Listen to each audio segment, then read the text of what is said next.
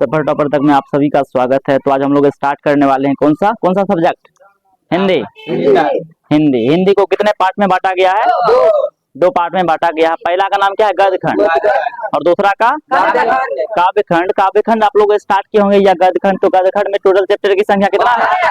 अच्छा, हिंदी बुक को कितने भागों में बांटा गया? तो पहला भाग का नाम है गोधूली, दूसरा का वर्णिका। वर्णिका में क्या चैप्टर है? और उसके बाद हिंदी बुक में गोधूली 24 गो चैप्टर जो है उसको कितने भाग में बांटा गया? पहला भाग का नाम गद्यखंड और दूसरा का काव्यखंड है। तो गद्यखंड में चैप्टर की संख्या 12 है, काव्यखंड में चैप्टर की संख्या 12 है। तो हम लोग सबसे पहले गद्यखंड स्टार्ट करेंगे, काव्यखंड स्टार्ट करेंगे। काव्यखंड में पहला चैप्टर का नाम क्या था? राम नाम बिनु बिरथे जग जनवा। और उसमें एक और पद था जिसका नाम था जो नर दुख में दुख नहीं माने। तो यही चैप्टर आज हम लोग स्टार्ट करेंगे। इसमें टोटल जितना भी ऑब्जेक्टिव है आज कंप्लीट कर लेंगे। डेली आपका क्लास चलेगा शाम के 7 बजे। कितना बजे क्लास चलेगा? शाम के 7 बजे वीडियो डाल देंगे, आप लोग देख लिया कीजिएगा। रिवीजन करना होगा तो यहीं से आपका ये बुक जो है लगभग ऑब्जेक्टिव जितना भी होता है सबका सब करवाया जाएगा। ये बुक का नाम क्या है? टारगेट बुक है, ठीक है। टारगेट बुक का नाम है। ये बुक सब ले लीजिएगा और आप लोगों को पढ़ने में सहूलियत होगा। इसमें सब तो जितने भी चैप्टर होते हैं सबका ऑब्जेक्टिव क्या हुआ है? दिया हुआ है, सारा का सारा ऑब्जेक्टिव दिया। अगर ये बुक कंप्लीट करके जाएंगे तो अगर 250 का ऑब्जेक्टिव पूछा जाएगा तो 250 में 250 क्या हो जाएगा? कंप्लीट हो जाएगा। तो इसमें जितना भी चैप्टर है एक एक चैप्टर को एक एक ऑब्जेक्टिव को बार बार याद करना पड़ेगा। तो आज हम लोग स्टार्ट कर रहे हैं। पहला चैप्टर का नाम क्या है? राम नाम।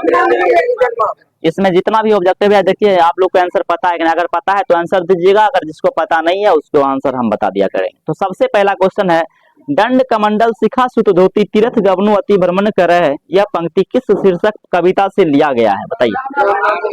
इसमें 4 ऑप्शन दिए गए। पहला ऑप्शन है जनतंत्र का जन्म, दूसरा है भारत माता, तीसरा है स्वदेशी, चौथा है राम नाम बिनु बिरथे जग जनवा।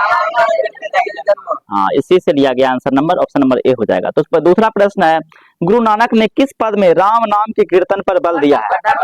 कौन से पद में? हाँ, और दूसरे पद में क्या बताया गया है? जो नर दुख में दुख नहीं माने, उसके बारे में बताया गया। तीसरा प्रश्न है आपका, गुरु नानक की रचनाओं का संग्रह अर्जुन देव ने कब किया, जो गुरु ग्रंथ साहब के नाम से प्रसिद्ध हुआ था? 1604 में। किसने किया था? गुरु अर्जुन देव ने। सिखों के कौन से गुरु थे हुए?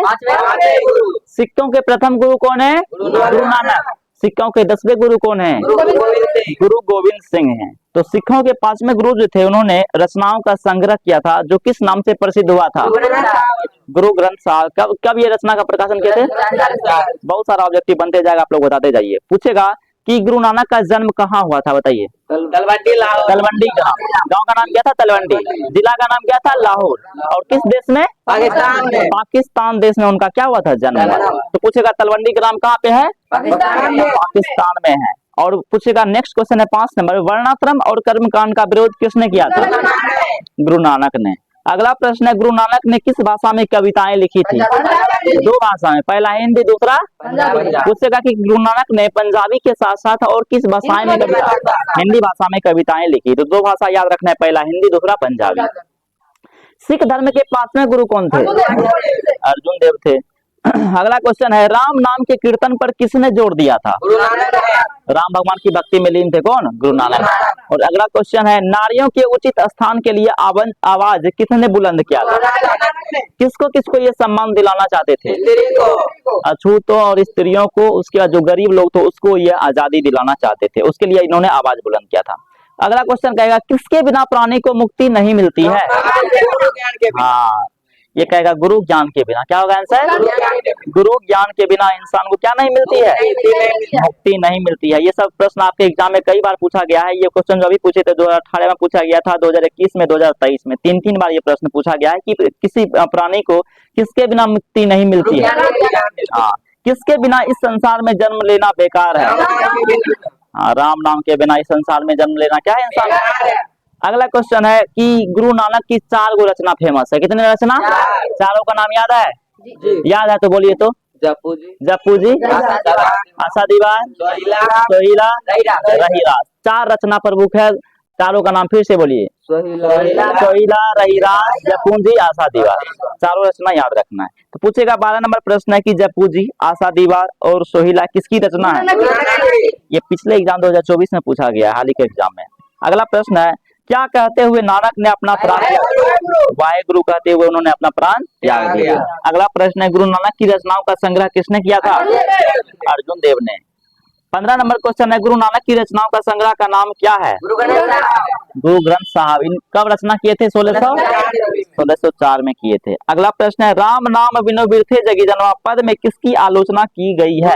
ऑप्शन देते हैं, गलत है। ऑप्शन है राम नाम की, गुरु ज्ञान की, बाय आडंबर की, इनमें से कुछ सही आंसर है। सब आंसर आप लोग सटीक दे रहे हैं। रही रास किसकी रचना है? गुरु नानक की रचना है, सही आंसर। गुरु नानक किस भक्ति धारा के कवि हैं? ये भी आपका आंसर सही है, ये हो जाएगा निर्गुण भक्ति धारा के। अगला प्रश्न है, गुरु नानक की मृत्यु कब हुआ था? 1539 में। और पूछेगा जन्म कब हुआ था? 1469 में इनका क्या हुआ था? जन्म हुआ था। अगला प्रश्न है, राम नाम बिनु बिरथे जगी जन्मा, यह पंक्ति किसकी है? गुरु नानक की यह पंक्ति है। वाणी कब इसके समान हो जाती है? राम नाम के बिना वाणी क्या हो जाती है? और अगला 22 नंबर प्रश्न है, नानकाना साहब कहाँ स्थित है? पाकिस्तान में है। गुरु नानक ने किन्हें सम्मान दिया था? स्त्री को। ये भी आंसर सही है। कौन पहले संत है जिन्होंने विदेशी आक्रमणकारियों के विरोध में आवाज उठाया था? गुरु नानक ने आवाज उठाया था। जो नर दुख में दुख नहीं माने किस लेखक की कृति है? ये हो जाएगा जो नर दुख में दुख नहीं माने। इसके लेखक कौन हो जाएंगे? गुरु नानक। गुरु नानक का कथन किस कवि के कथन से मिलता है? कबीरदास जी के कथन से मिलता है। अगला प्रश्न है 27 नंबर, गुरु नानक का जन्म कब हुआ था? 1469 में। जन्म कब हुआ था? 1469 में। कहाँ हुआ था? तलवंडी ग्राम, जिला लाहौर में हुआ था। गुरु नानक का जन्म कहाँ हुआ था? पाकिस्तान में। यह रहेगा लाहौर में, तो लाहौर आंसर टिक करना है। अगला 29 नंबर प्रश्न है, गुरु नानक के पिताजी का नाम क्या था? यहाँ पे ऑप्शन दिया है, देखिएगा। गुरु नानक, गुरु अर्जुन देव होगा, या लालचंद्र खत्री होगा, या कालूचंद खत्री की सभी? सही आंसर। गुरु नानक के माताजी का नाम क्या था? तृप्ता उनकी माता का नाम था। सुलक्षणी कौन थी? किसकी पत्नी? खाली कहता है उसकी पत्नी। क्या कोई पत्नी को कर पत्नी बना देगा? उसकी पत्नी नहीं। किसकी पत्नी थी? गुरु नानक की पत्नी था। गुरु नानक के पद में किस भाषा में रचित किया गया है? पंजाबी मिश्रित ब्रज भाषा। आंसर क्या होगा? पंजाबी मिश्रित ब्रज भाषा। अगला प्रश्न है 33 नंबर, गुरु नानक के जन्म स्थान को क्या कहते हैं? बहुत अच्छा, नानकाना साहब कहते हैं। अगला प्रश्न है आपका, गुरु नानक की पत्नी का नाम क्या था? सुलक्षणी। इन्हें क्योंकि कहना कुलक्षणी। कुलक्षणी मतलब होता है जो अच्छा नहीं होता है, सुलक्षणी मतलब सुंदर। अगला प्रश्न है, गुरु नानक पंजाबी के अलावे और किस भाषा में करता है? क्वेश्चनों पुराने करने देता है, आंसर फटाक से मार देता है सर। अगला प्रश्न है, सुनिएगा फिर से। गुरु नानक पंजाबी के अलावे और किस भाषा में कविताएं लिखते थे? हिंदी में। आशा दीवार किस कवि की रचना है? गुरु नानक ने किस धर्म का प्रवर्तन किया? सिख धर्म का। पूरा क्वेश्चन आपको याद है। पहला अध्याय आज कंप्लीट हो गया, और अगला अध्याय, दूसरा अध्याय आपका काव्य खंड का है जो याद करके लाना है। उसका नाम है चैप्टर का क्या? प्रेम अयनीत्री। इसके लेखक कौन है? गलत है, रसखान। इसके लेखक कौन है? ये आपके लिए कल होमवर्क है, ऑनलाइन में जो पढ़िएगा उसके लिए भी होमवर्क है। सेकंड अध्याय, उसका नाम क्या है? प्रेम अयनीत्री राधिका। कल ये याद करके लाइएगा, कल फिर पूछेंगे। ये ग्रुप डिस्कशन चलेगा। अब ये हिंदी का हो गया, अब आइए संस्कृत में।